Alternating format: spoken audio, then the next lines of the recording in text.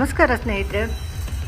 2024ರ June ತಿಂಗಳ ಭವಿಷ್ಯದ ಬಗ್ಗೆ ತಿಳ್ಕೊಳ್ಳೋಣ. ಈಗಿನ ಯುಗಾದಿಯ ನಂತರ ಕ್ರೋಧಿನಾಮ ಸಂವತ್ಸರ ಪ್ರಾರಂಭ ಆಗಿದೆ.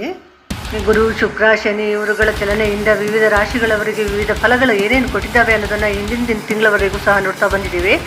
ಈಗ ಜೂನ್ 2024ರ ಜೂನ್ ತಿಂಗಳಿನ ಭವಿಷ್ಯವನ್ನು ನೋಡೋದಾದರೆ ಚಾನಲನ್ನು ಸಬ್ಸ್ಕ್ರೈಬ್ ಮಾಡ್ಕೊಳ್ಳಿ, ವಿಡಿಯೋವನ್ನು ಪೂರ್ತಿ ನೋಡಿ.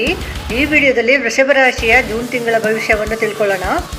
ವೃಷಭ ರಾಶಿಯವರ ದೇಹಾಲಯ ಸ್ವಲ್ಪ ಮುಂದುವರಿಯುತ್ತೆ. ಹಾಗೆಯೇ ಆರೋಗ್ಯದ ಬಗ್ಗೆ ಸ್ವಲ್ಪ ಉದಾಸೀನತೆ ಮಾಡ್ತೀರಾ. ಇದು ಮಾಡಲೇಬಾರ್ದು. ನೀವು ಆರೋಗ್ಯದ ಬಗ್ಗೆ ಎಚ್ಚರ ಇರಬೇಕು. ಆತ್ಮಸ್ಥೈರ್ಯವನ್ನು ಕಳ್ಕೊಳ್ಳೇಬಾರ್ದು. ಆತ್ಮಸ್ಥೈರ್ಯವನ್ನು ಹೆಚ್ಚಿಸಿಕೊಳ್ತಕ್ಕಂತಹ ನಿಟ್ಟಿನಲ್ಲಿ ನೀವು ಯೋಚನೆಗಳನ್ನು ಮಾಡಬೇಕಾಗುತ್ತೆ.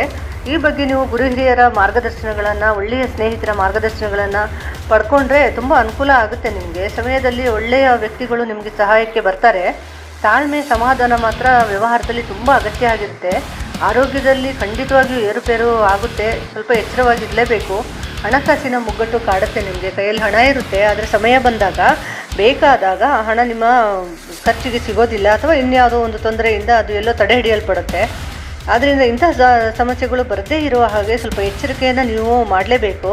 ಇನ್ನು ನಿರೀಕ್ಷಿತವಾದಂತಹ ಕಾರ್ಯಗಳು ಯಾವುದಾದ್ರೂ ನೀವು ಹಮ್ಮಿಕೊಂಡಿದ್ದೀರಾ ಅಂತಾದರೆ ಅದರ ಬಗ್ಗೆ ತುಂಬ ಸ್ಪಷ್ಟತೆಯನ್ನು ಹೊಂದಿರಬೇಕು. ಇದನ್ನು ಮಾಡಬೇಕಾ ಬೇಡವಾ, ಮಾಡಿದರೆ ಹೇಗೆ ಮಾಡಬೇಕು, ಎಷ್ಟು ಹಣಕಾಸನ್ನು ನಾವು ಇದಕ್ಕೆ ಬಳಸ್ಕೊಳ್ಬೇಕು, ಈ ರೀತಿಯಲ್ಲಿ ಯೋಜನೆಯನ್ನು ಸರಿಯಾಗಿ ಹಾಕ್ಕೊಂಡು ಮಾಡಿದರೆ ಮಾತ್ರ ನಿರೀಕ್ಷಿತವಾದಂತಹ ಯೋಜನೆಗಳು ನಿಮ್ಮದು ಖಂಡಿತವಾಗಿಯೂ ಕಾರ್ಯಗತ ಆಗ್ತವೆ. ಇಲ್ಲದಿದ್ದರೆ ನಿರೀಕ್ಷಿತವಾದಂತಹ ಕಾರ್ಯಯೋಜನೆಯಲ್ಲಿ ಸ್ವಲ್ಪ ತೊಂದರೆ ಬರ್ಬೋದು, ಅಥವಾ ಅನಿರೀಕ್ಷಿತವಾದಂತಹ ತೊಂದರೆ ಬಂದುಬಿಟ್ಟು ನಿಮಗೆ ಸ್ವಲ್ಪ ತೊಂದರೆನೇ ಆಗಬಹುದು.